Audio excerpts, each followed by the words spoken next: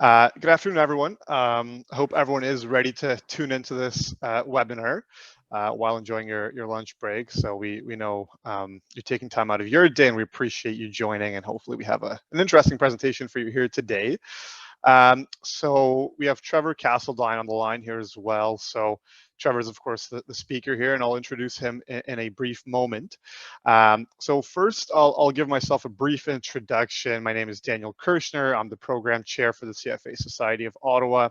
I took over Ian Harton's shoes earlier this summer. And since then, we've created an exciting lineup of they're all free monthly webinars. So just to give you guys a quick taste here. Next month, we're going to be talking about the evolving regulatory and investment landscape in China. The month after, we'll be discussing advanced research analytics in stock picking. And the following month, we'll talk about modern approaches to technical analysis. So aside from volunteering with the CFA Society, my full-time job is working in corporate lending at Export Development Canada. And I'm excited to learn more about real estate debt because it not only pertains to my current role, but I think it's quite topical now, especially with some of the headlines you're seeing around the Evergrande debt crisis. And so I think there's a lot to learn here. So we're fortunate to have Trevor Castledine on the line here with us today. He's actually joining us live from the UK. Trevor's a senior director in bfinance's private markets team, focusing on alternative credit. He was formerly Deputy Chief Investment Officer at the Lancashire County Pension Fund, and then Investment Director for the credit investments of LPPI, the investment management collaboration between LCPF and the London Pension Fund Authority. Previously, Trevor had enjoyed a successful career in investment banking, rising to MD and head of financial products at the Royal Bank of Scotland. While at LCPF, Trevor oversaw significant changes in portfolio strategy and created a new £1.5 billion allocation to alternative credit. He has long been a champion of the inclusion of alternative investments to create efficient investment portfolios and has been recognized by numerous industry awards. In October 2018, PDI magazine named him as one of the 30 most influential global investors in private debt. Trevor is a member of the Institute of Chartered Accountants and holds an MA from Cambridge University. So just before we get the presentation started, I just wanted to let everyone know that there will be several opportunities for Q&A throughout. So, and we very much encourage any and all questions. So once you type in the questions into the chat, I'll actually read them on your behalf. So without further ado, Trevor, the floor is yours. Thank you very much, Daniel, and greetings to the CFA Society in Ottawa. It sounds like you've got a pretty exciting schedule lined up, so hopefully this is not too much of a pedestrian start, but we'll do our best to entertain. Look, we decided to talk about different flavors of real estate debt, and what I'll do is I'll cover, when we get in, we'll talk a little bit about public markets debt, a little bit about private debt. But I did think that before I started, it was probably worth just reminding ourselves what it is that we're actually talking about, and that is credit. Because at the end of the day, real estate debt is just one branch of credit.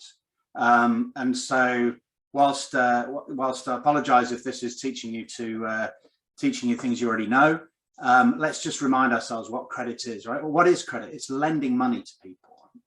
And typically you lend money in return for interest. And when you do this in a commercial context, it's always a good idea to have a contract. There are two different types of contract, which we'll talk about in a second. But it's important to remember that debt has a term, i.e., a date by which it needs to be repaid, typically, an amount, and an interest rate. So those things are important when you're analyzing these things and making comparisons between them. So there are two key types of contract that cover debt.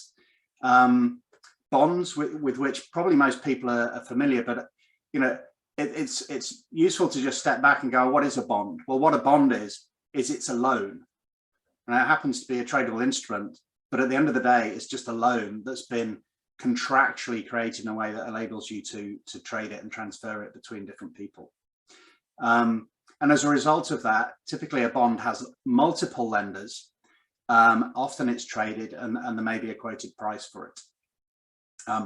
And people who invest in bonds might not necessarily be relying on it being repaid at the end. Right? They may invest in it for only a portion of its life, and you might get your money back by selling it again on the market. Whereas a loan, not always, but most typically is a bilateral contract, i.e. there's just one borrower and one lender. They seldom change hands. And if you have a loan, you're relying on it getting paid back. Right? That's the only way you get your money back. Or at least if things go well, that's the way you get your money back. Right? Let's think about interest. The interest can be fixed rate. Bonds are typically fixed rate. Or it can be a floating rate. So it can be the interest rate can change from period to period. That's described as floating rate. And obviously that creates different investment characteristics depending on how those are structured. Typically loans are floating rate, whereas bonds are fixed rate. Another thing about debt is it can be secured. And that's what we're talking about today. Because when a debt is secured, it means you get a lien or a mortgage, depending on where you are in the world, over property or potentially over other assets. Whereas corporate lending tends to be unsecured. And you might hear of secured corporate loans, but the security really is on the company itself rather than anything more tangible. So clearly, if you're secured, you have a second way of getting repaid if the cash doesn't come back to you at the maturity of the loan, and that is by seizing the assets over which you have the security. And a thing to remember, and this may become important in a discussion later, one particular borrower may have lots of different debts to lots of different lenders. And those different debts might get different treatments in the event of insolvency. And you'll hear potentially about subordinated debt or mezzanine debt, which typically only gets recovered after senior lenders are repaid. But then senior lenders probably typically only get repaid after secured lenders have been repaid. Right? So it's important to know where you are in the stack when it comes to an insolvency. So that's just a brief refresher on what credit is. And let's think about thinking more about real estate debt. Just have a think about why you would choose to invest in real estate through a debt route rather than through an equity route. And when I say equity, really I mean owning the property. I don't mean equities in the sense of traded equities. So and there are pros and cons, right? So if you invest in debt, you're taking less risk than if you invest in the equity. And so you'll get a lower return than if you own the property itself. And also you won't typically participate in any growth in value of the property. Conversely, nor will you suffer if the value if the property drops in value. So all you get from investing in debt is a pretty reliable coupon payment, probably paid quarterly. But it will be a lower return than you would expect if you own a property itself. From a risk perspective, you're taking a lot less risk than if you invest in the property, because the debt is secured on the underlying property. So if something goes wrong with the property, maybe the tenants don't pay their rent, maybe it reduces in value significantly, you get your money back as a debtor, as a creditor. Secured on the property, you get your money back before the property owner recovers anything themselves. And so the risk profile is lower, much lower than the risk of owning the underlying assets. And that can be reflected in the volatility in terms of mark-to-market value of the debt, but also just in terms of the risk of suffering a permanent loss of capital, it's less. I just mentioned volatility. And I guess If we're talking about private debt, it typically has a very short, a short duration. It's typically written for 5 years or less, and therefore a mature portfolio will have a range of different maturities, but an average life of a mature portfolio is probably 3 years or so. And so the other thing is it's floating rate. So for two reasons, private real estate debt is much less volatile than other forms of investment, because it doesn't have interest rate sensitivity, does have potentially credit spread duration sensitivity, but it's a very short duration. The other thing is, and this is probably more the case in Europe, but when you make a loan that's not traded, it's not necessarily, it's not very easy to market to market, but actually the mark to market volatility may be very low, because you're in a position, if I was being cynical, I would say you're in a position to manipulate that valuation. But European accounting rules actually say you should hold it at cost unless it's impaired. And therefore you see an incredibly stable valuations for accounting purposes of private debt. That's less the case for some of the publicly traded debt, but that behaves like bonds, and I'm going to assume that CFAs know how bonds behave. Although happy to refresh that if anyone wants to talk about it. What about the cost of investing? So, I mean, typically it's cheaper to invest in debt. It depends on the strategy, but typically it's cheaper to invest in debt than in the properties itself. But also there are much lower transaction costs. I mean, if you buy a property, you have to have it surveyed. You probably have to pay stamp duties or other transaction taxes when you enter into the investment. And you probably have to pay quite a lot of money to service the property and keep it running on a annual basis. So costs can be a lot less. In terms of liquidity, I mean, neither real estate nor private real estate debt are particularly liquid. There is a market in real estate, so you can get out of it, but you have to take a degree of mark-to-market exposure. And it may be the case as well that if you're trying to get rid of it quickly, you have to accept a discount on the price. So whilst there is a market in real estate, it's not, I wouldn't describe it as truly liquid. Real estate debt, especially private real estate debt, is not liquid. It doesn't trade. There's a very small secondary market, but you will sell at a discount.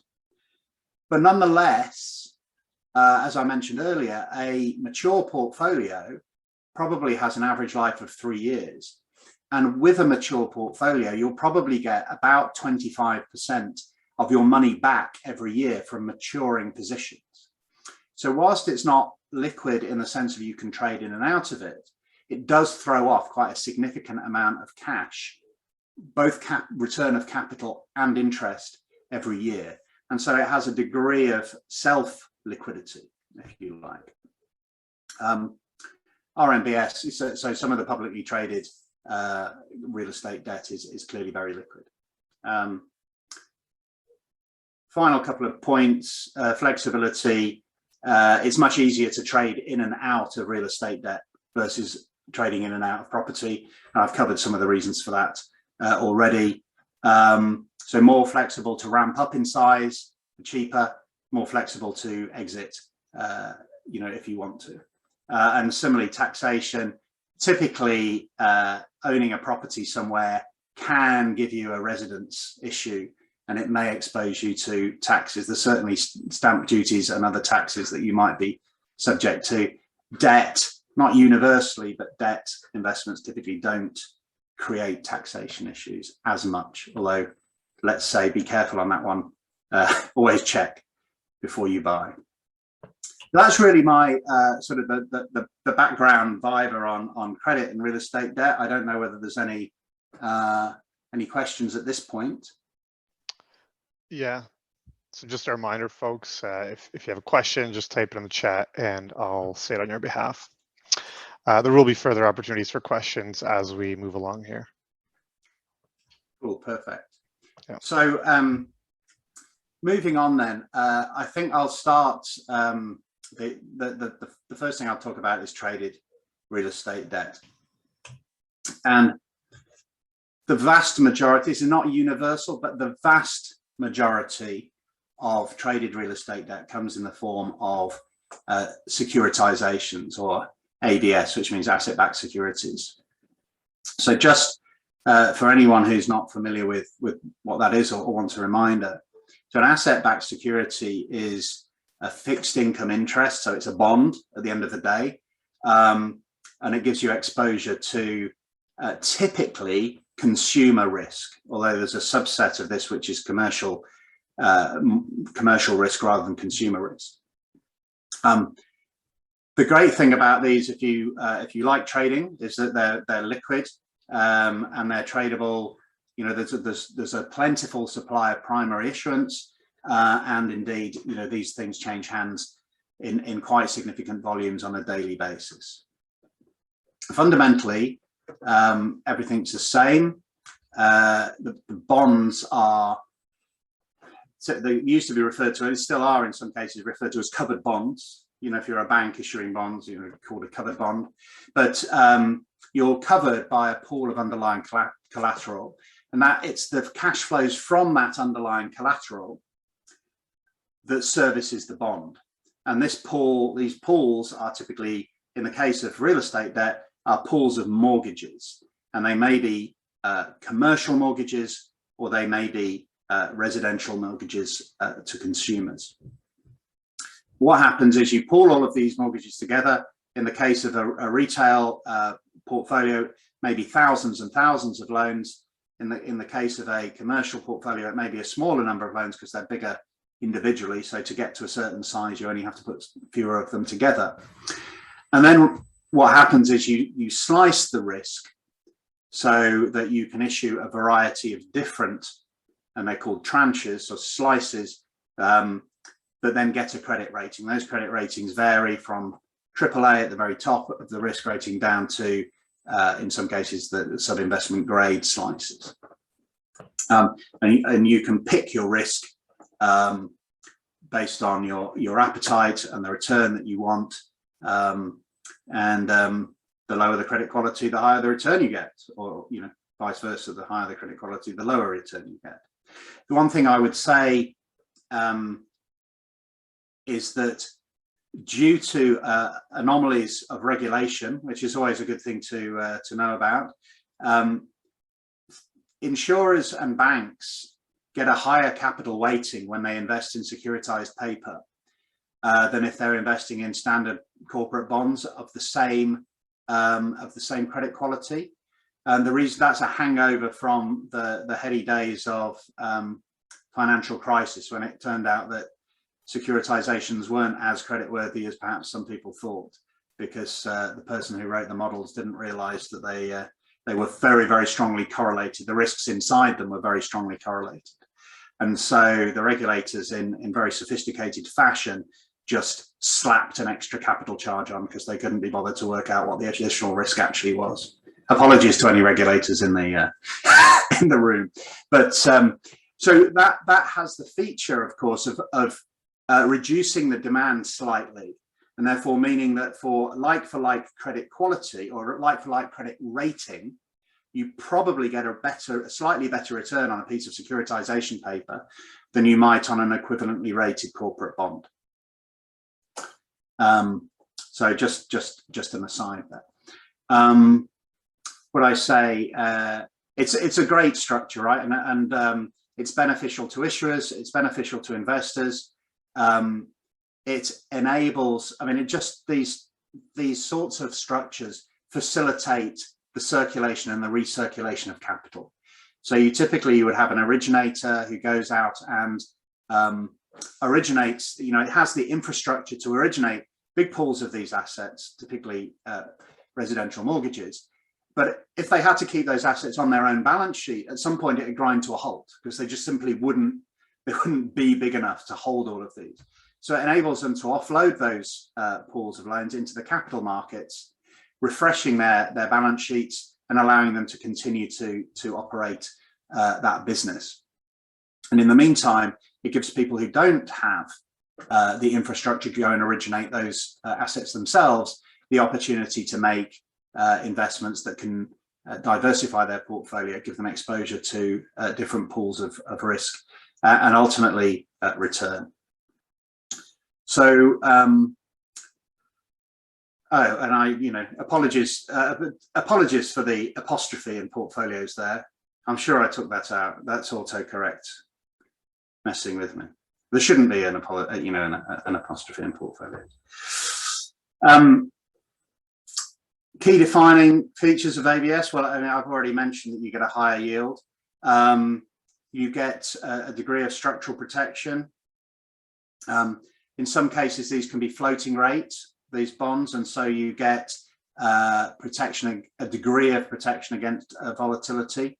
And increasingly more so since the financial crisis, quite a good degree of transparency as to what you are lending against. It's also the case, which we'll mention later, is that in some cases these can benefit from sort of government guarantees or quasi-government guarantees as well. The market's split, US and Europe, as many markets. There's not really a super vibrant market for this in Asia. There's a small bit of Australian issuance, but really the markets are US and Europe. And this is just a picture describing what I just described. For those of you who are visual learners, I don't think I need to necessarily dwell on this, but it illustrates what happens. On the left-hand side, you see there the asset pools, lots and lots of loans pulled together, probably placed in an SPV, which issues bonds, and the bonds go to various bondholders, and then they're flexible to trade or hold as they wish. As I mentioned, two different types of real estate debt really that are securitized. There's something called Rmbs, residential mortgage-backed securities. Those are backed by underlying pools of residential mortgages. They're typically tied to single-family residential properties, and by far the largest portion of the global market is residential mortgage-backed securities, which is why when they started not doing so well, it caused such a problem back in 2007 and 8. Very, very liquid, and in principle, very, very secure, because not only are you benefiting from granularity in terms of the underlying portfolio, but remember that the underlying portfolio itself is a set of secured loans. So actually, even if an underlying loan, one of 1,000, or it's probably one of 10,000 underlying loans goes wrong, you probably only lose, maybe you lose nothing in the event that that loan goes wrong, but your expected loss is really tiny. So actually you need a very, very big and correlated set of things to go wrong before you start losing money, certainly at the very top of this stack. So hence they are so popular. Some people would claim that they're arguably more secure than government debt in some ways. The other type of securitized real estate debt is commercial mortgage-backed securities. So these are backed by commercial loans. Typically, those loans are bigger because they're secure. There's commercial property, offices, maybe retail, maybe other types of larger property. So the loans are bigger, and therefore you get less granularity. You get fewer of those loans pushed together to make a scale big enough to issue a securitization from. It's a smaller part of the overall debt market, which comes, the main disadvantage of that means that you probably get less liquidity. So you can trade in and out of them, but many of the bonds, perhaps, you don't have a generally offered price. You might have to wait a week or two to get a bid if you want to avoid taking a big discount when you trade in and out of that. So slightly less liquid, but still more liquid than the underlying real estate itself, of course. So why do people invest? I've sort of talked about some of this. Structural protection, especially if you're investing in the investment grade tranches of a securitized loan, then you have a variety of protections, which mean that losses in the underlying portfolio have to get to quite a high level before you are impacted. And so the lower rate you typically have an equity tranche, which is also referred to as the first loss tranche, and that will absorb nearly all. In fact, that will probably absorb nearly all of the expected losses in most modeled scenarios, which means that bondholders all the way through the structure should be able to expect that they will always get their money back. But of course, in extreme situations, you know, if the equity is completely burned through, then the sub-investment grade tranches might start to suffer losses. But actually, even the sub-investment grade tranches have quite a high coupon on them, typically. And so your risk of a loss of capital taking into account the coupon that you've collected, again, remains low. But you have a little bit more volatility. And clearly, if losses start eating into the equity, those tranches can become illiquid, start trading down in volume. You may be stuck with holding those until maturity. But if you're holding an investment grade tranche, you've typically got quite a lot of that protection below you. And you can suffer quite a lot of damage to the underlying portfolio, much more than you know, really is economically feasible before you start losing money, which is what makes those very safe, gives them a great rating, and makes them highly liquid. One of the issues that went wrong with these in 2007-8 was the people who were originating the loans weren't holding on to them, and so they weren't exercising particularly rigorous underwriting, which meant that pools of assets, you know, potentially did go very wrong. And one of the things that now is the case, certainly in Europe, that before a securitized bond can be issued, the person who's originated them needs to hold 5% of that portfolio. So they need to have an alignment of interests. And that is good practice. And actually, some people are voluntarily holding more than that to show good faith. But the reality is that that major flaw, the lack of alignment of interests, is being addressed by the market. And if that structural feature isn't there, you know, you perhaps get slightly worse pricing. But in the European markets, actually, institutional investors aren't allowed to invest in securitizations where that feature doesn't exist. There's not just a case of you not being allowed to be an issuer of the securitization, you're actually not allowed to invest in it either. And so that's an important structural protection there. I already mentioned diversification. I won't over-labor that, but clearly this is you're getting exposure to the economy as a whole without taking government risk and the rates risk that brings with it, and you're not taking corporate lending risk. I've already mentioned that you probably get a yield enhancement, partially because of the complexity premium, also because of the slightly higher capital weightings that are applied to this for some institutional investors. So that means that for the same rating, you might get a slightly higher return. And if you're a data junkie and you like underlying data, there's a lot of transparency there as well. So nice features. I probably talked ahead of myself a little bit. Just have a look at the market. I mean, in terms of securitized debt, as I mentioned, the right-hand graph there shows in the US, this is slightly out of date data, but it still holds true today. Residential mortgage-backed securities are about 80% or more of the marketplace. You've probably got, if you add commercial mortgage-backed securities, you probably get up to 90%. And then the rest of the securitized markets, consumer, consumer, so that's credit cards and auto loans and things of that nature, and then CLOs, which is a very specialist aspect where you put together bespoke portfolios of corporate loans. But the vast majority in the US is RMBS. Slightly more diverse market in Europe, but still dominated by RMBS. Probably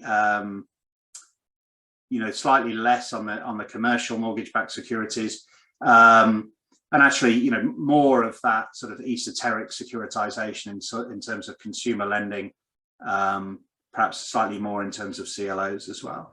But still, you can see well more than 50% of the market is in residential mortgage-backed securities, both sides of the pond.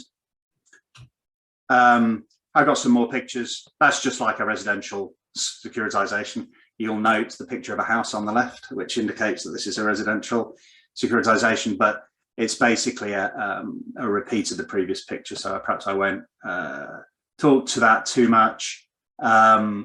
And I think I've pretty much gone through what this is. So I'll just recheck this out. In Europe, I mean, I suppose the important point, in Europe, mortgages tend to be grouped together based on region. And in all cases, they tend to be grouped together based on the type of property, i.e. whether this is a buy-to-let type property or a residential owner-occupied. UK and Dutch markets really dominate in Europe. Whereas in the US, most bonds are issued through agencies.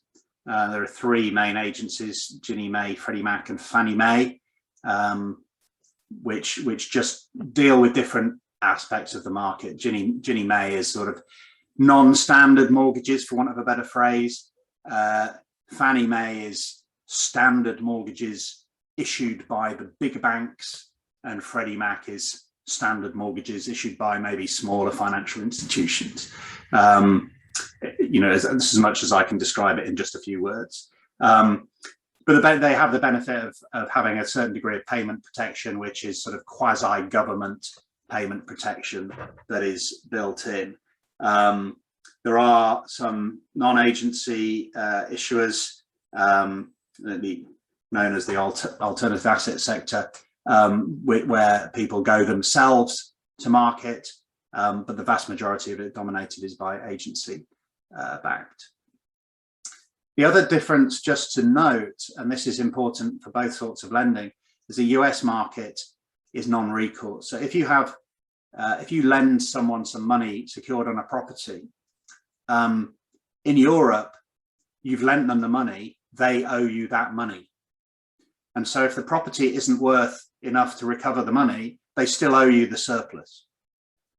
Whereas in the States, if you lend someone some money secured on a property, they don't actually owe you the money. What they do is they owe you the property back, which is a subtle difference, because if the property crashes in value, you can be left holding the keys, but without anyone to pursue for the missing piece of your debt, which probably contributed to some of the issues in the financial crisis. So I've covered those points, I think, and I'm mindful of the need to keep pushing on.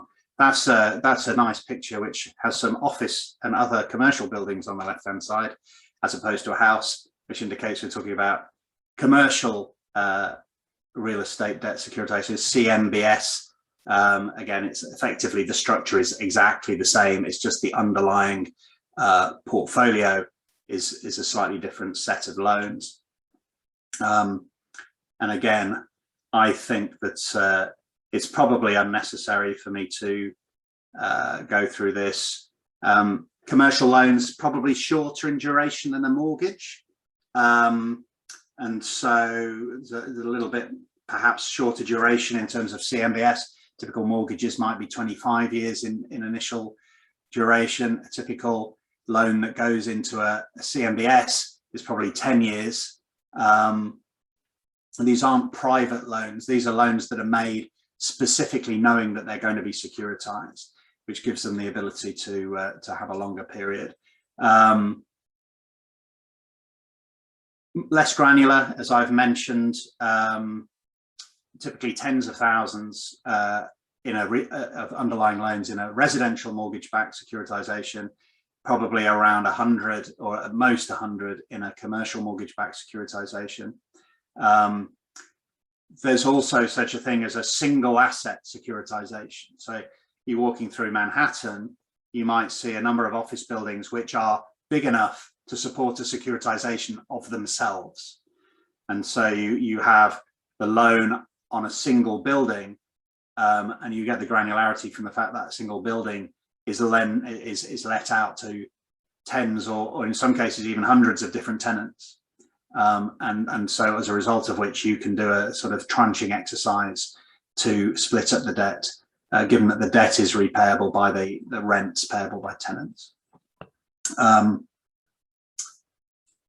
So now might be a time to pause for breath for a second, see if there are any questions, Daniel.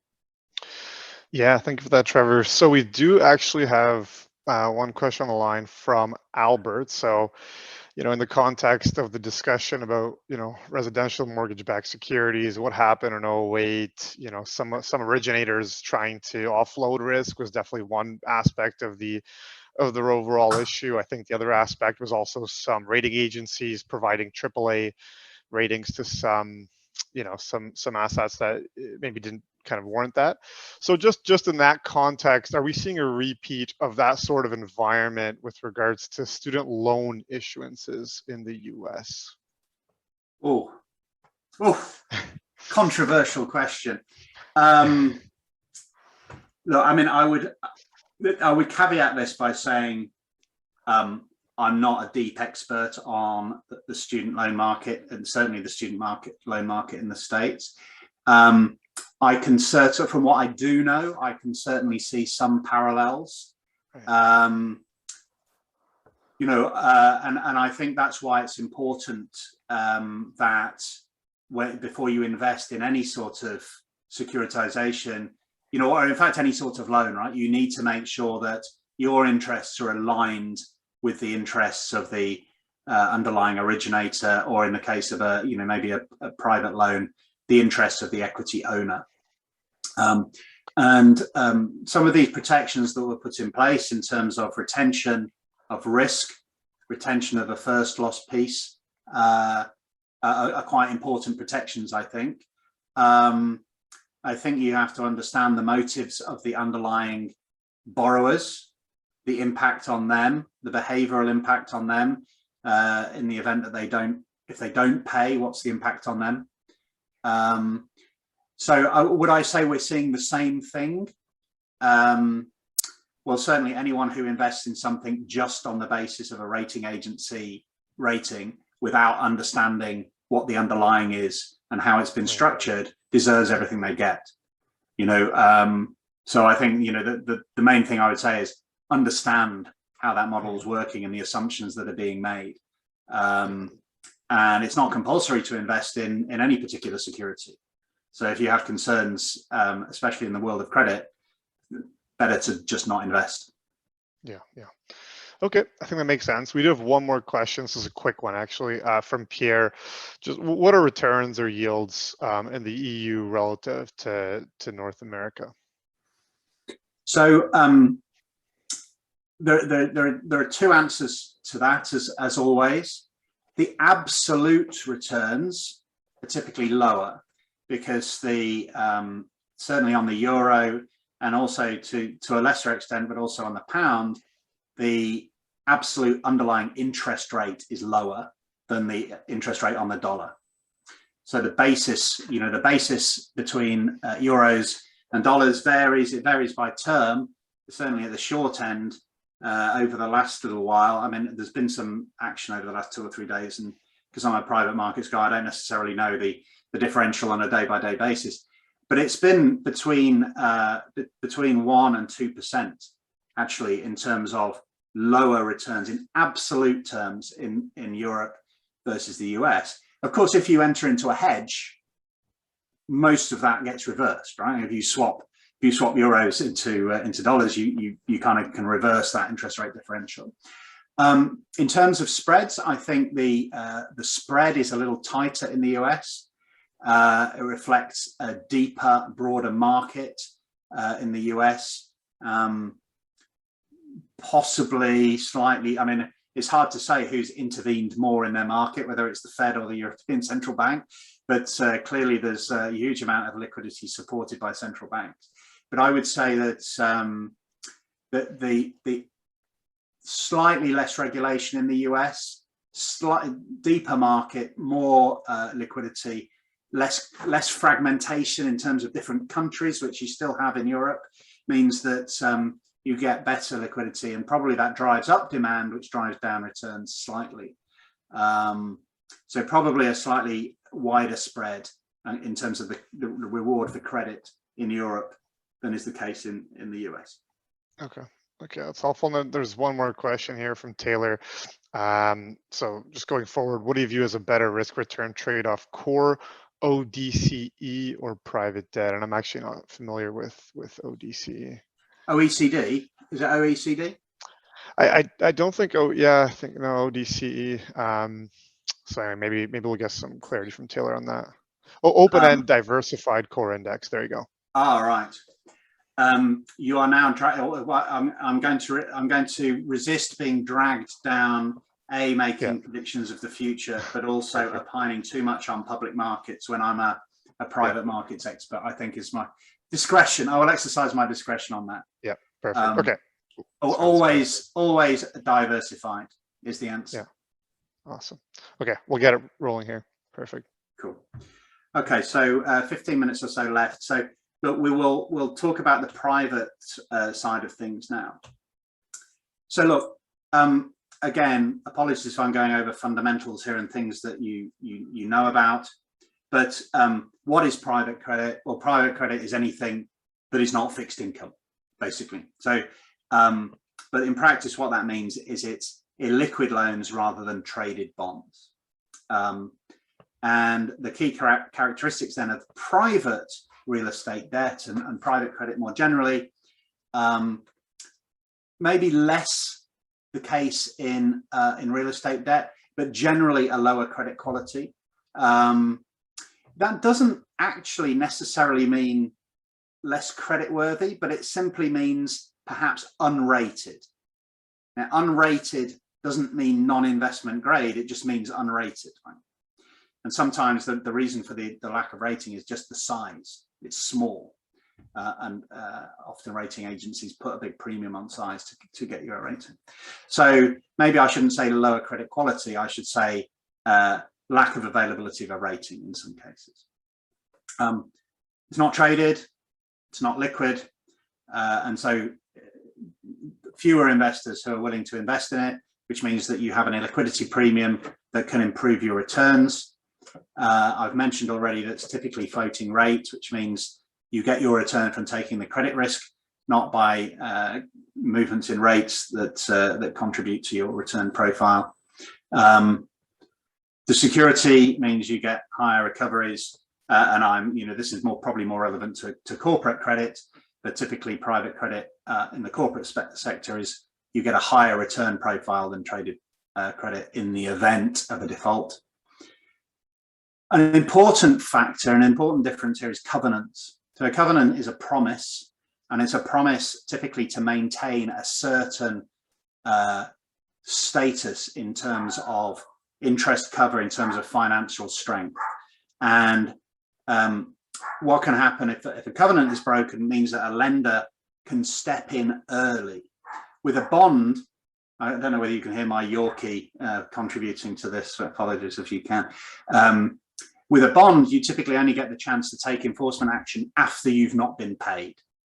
Private credit, you typically get a chance to take enforcement action before you've not been paid if you see indications that things are getting worse. And that's seen in the private credit market as a key strength of that type of world. But just to bring things into perspective, globally, the bond market is somewhere north of $100 trillion. Private credit is estimated to be $1 trillion. I saw someone the other day saying that it was 2 trillion now, but one of the things is you don't really know because it's private. But it's clearly a very small percentage of the bond market. Fewer investors and fewer issuers. So why would you choose to invest in private credit? And it is increasingly popular for institutional investors to add private credit into their portfolios. So evidently higher returns, even at the very investment grade end of commercial mortgages, you get a pickup of 1 to 1.5% per annum in terms of return versus an equivalent credit quality corporate loan. As I've mentioned before, because of the floating rate, and in some cases because of the way it's accounted for, much lower volatility of valuation. So if you're not trying to match a liability, you quite like stable valuations typically as an investor. I mean, the stable valuation means it's not correlated, but actually it's not correlated. The drivers are not correlated. If you take a bond portfolio, doesn't matter. You can take 10 different managers with 10 different bond portfolios, and they will all move in the same direction broadly because they're all driven by the same underlying drivers. Private credit doesn't have valuations driven by drivers that are correlated to anything because they're floating rate and very idiosyncratic in terms of the underlying positions. And if you're in a position where you like to know that you're getting quite a nice cash flow combined with a higher return, it's a great way of generating a reliable cash return. And increasingly portfolios of, for example, pension funds who are moving into a payout, from an accumulation into a paying out type phase, are looking for higher returns than they can get from bonds, but still reliable cash flows. So these the next 4 bullets on this are basically, the first one's the same, right? It's diversifying the portfolio. It's not damaging returns. So, we see some people moving money out of equities, for example, into private credit because there are private credit strategies that can promise decent returns. Not that capital growth, but in terms of a reliable 8% per annum, you can get that in private credit in some cases.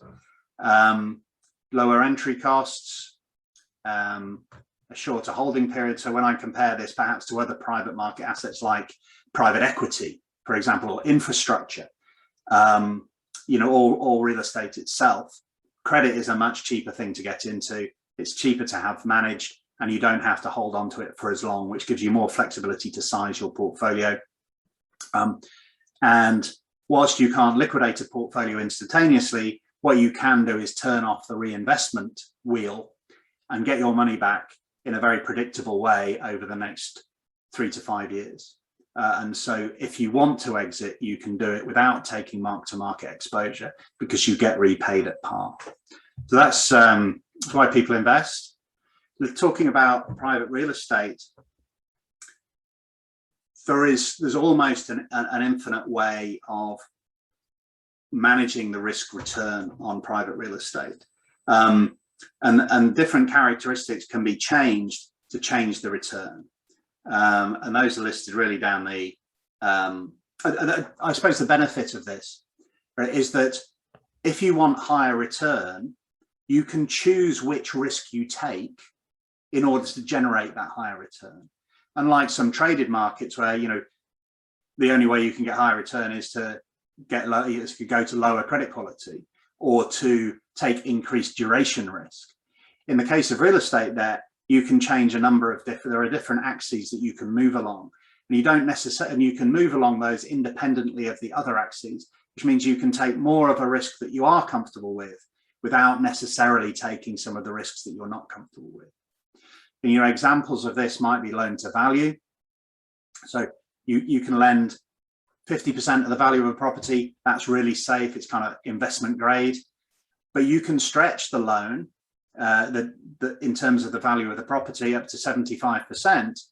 And because what you're doing is you're providing leverage to an equity owner, and that equity owner is basically in principle, should be willing to pay for the marginal dollar, should be willing to pay up to their expected equity return. So each dollar that you add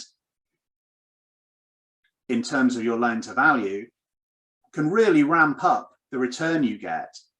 But actually, at some point, you might think that 75% loan to value is quite a robust level. And therefore, you're not really taking significant risk of a loss. Maybe if you go to 85 or 90, you're starting to play in the equity world. So that's one place that people play. Geographic location can be important. If you're an office, or this used to be the case, who knows, post-COVID, but if your office in the center of Manhattan, you know, it's a really considered a really super safe item. Or if you're maybe if you're the only mall, you know, let's not talk about retail, but if you're the only mall in a major urban center, so if you're the Houston Galleria, for example, you are very, very safe. But if you're a little mall, you know, somewhere outside, I don't know many small towns in the US, but, you know, there are plenty of them. But, you know, if you're not in a geographically prime location, actually, there are fewer people who want to lend to you. But you might be comfortable with that because you might know that locally. And therefore, you might change the geographic location and get a premium return. We've talked about sectors already. Is it residential? Is it industrial? Is it logistics? Those things, you know, there tend to be more people willing to invest in them, and therefore you get a lower return premium. Are you willing to go into other industries that are using the underlying property? If you're comfortable with that, then potentially you can get higher returns. And the similar thing, and the final thing is you can invest in properties that have scope for improvement. So you'll hear the phrase core and core plus, and then value add, and then transitional. And actually, I'll show you how this pans out. So senior lending means there's no one that ranks ahead of you. If you're core, and this is probably a European type return profile, you might add a percent or two on for the underlying interest rate in dollars. But senior core, super safe, this compares to investment grade. These are great properties in great locations where you've not lent a huge amount of loan to value. You might get 2 or 3% for it. So it's a slight pickup versus investment grade bonds. But as you work up the risk spectrum, you can actually get quite a significant, so this is convexity, right? You can get quite a significant amount of additional return without necessarily taking a proportionate amount of extra risk. So core plus might be, so core would have an occupation ratio of typically 90% plus, might be fully let. Core plus might be between 85% to 90. Maybe it's not right in a core city center. Maybe it's slightly peripheral. And as soon as you see some of those characteristics drop, there's an extra step up in terms of the return. But it doesn't necessarily mean it's a bad risk, but it definitely means you can get a higher return. And then you talk value add. So this is a property that maybe it's an older property. It may have a lower level of occupation. That may be because it needs to be refurbished. It may be because a tenant has just recently moved out. Maybe you need to reposition. So there's the sort of value add and transition. Maybe you need to reposition it to put a deli downstairs, or maybe you need to reposition it to remove the deli that's downstairs. But you know, some extra work that's needed to bring this back into a core sort of profile, and you can get an extra percentage or two of return. And then, of course, you can go into actually financing the construction phase of projects. You can bridge projects where a building has been completed but not yet fully let. Those tend to be shorter term loans, but you can get very, very significant returns for that. And similarly, if you're willing to bridge between a core loan that maybe, and I'm sorry, I used the word bridge, which is confusing, but mezzanine is where if you're willing to bridge the gap, you might have an equity owner who wants 80% loan to value because they want to gear up their property as much as possible. But they can get very, very cheap lending up to 60%. If you're willing to put that slice of that second slice in, that takes their leverage between 60% up to 80, then again, you can get paid quite handsomely for doing that. So, though, you know, there are different levers you can pull, different ways that you can get exposure to that. I guess from a private credit perspective, I'm just mindful of time. Most of the funds, if you're familiar with, most of the funds that manage these are kind of like private equity style funds, which means that it's not an open-ended fund like you might get a bond fund or a listed equity fund. And you make a commitment to a manager that you will finance up to 100 of investment, and they have 2 or 3 years to deploy that into the market. And then you will get your money back over the following 3 to 5 years. If there's some tail, they get to extend that. But it's a sort of one-off closed-end fund structure. So clearly, to remain invested, you have to make another commitment after 2 or 3 years for a follow-on fund, etc. You might pay fees between 50 basis points and 2% per annum. There are a few open-ended vehicles, but not really very many, I would say. And similarly, there are some listed vehicles, but listed vehicles try to solve the problem of liquidity, but then they introduce the problem of liquidity, which is volatility. So that's it.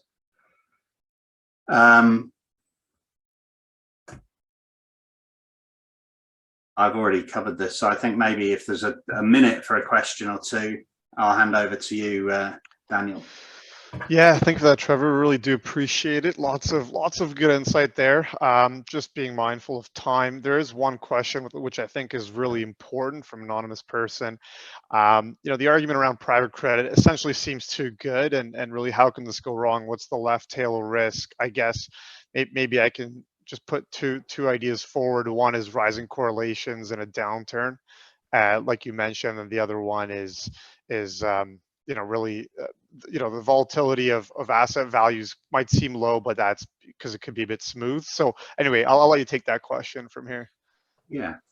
So I think, well, when something's too good to be true, or sounds too good to be true, it's worth asking whether it really is.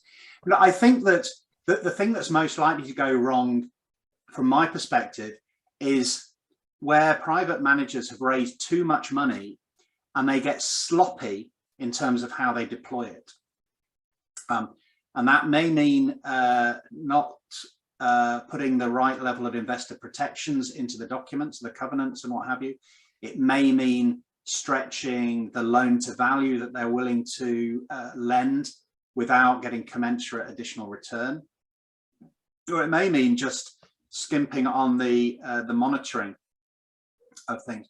But the thing to remember, of course, is that I don't think that there is a stronger sort of risk of a sort of market-wide meltdown in private markets, because the point is that they are a series of idiosyncratic loans. So, I mean, clearly, if the whole economy goes down, if the United States goes bankrupt, there's a problem. But actually, if you've lent to an office building in Minnesota and another one in Houston and another one in New York, would all of those go bad at the same time? Other than, you know, it's a big macro level problem that's going to cause that, rather than something in a market. So the thing to remember about private credit portfolios is tend not to be as granular, and they tend not to overlap. So one manager, with bond portfolios, you could probably take 2 managers and there might be a 50% overlap in there, not only in the risk factors, but in the actual underlying positions. You take 2 private credit managers, it's very, very unlikely that there's even a single position that overlaps. There's a little bit of syndicated or club deals in there, but really, they really are idiosyncratic. So I think the risk is people getting sloppy, raising too much money, and not taking care when it's invested. And you know, investors just need to keep their managers' feet to the fire. You know, every new loan that's done, don't just go, "Oh, congratulations for making a new loan." Really interrogate it and make sure that the standards are staying high. Yeah. Yeah, that makes sense. Well, I think it's probably time to wrap it up. So, just mindful of time here again. Trevor, thank you very much for joining us today, for delivering this insightful presentation on behalf of the society and the audience here today. I think it's a fantastic learning opportunity. I sure learned quite a bit here. So, thank you very much. Thank you. Awesome. Okay, take care, everyone. Bye. Thanks.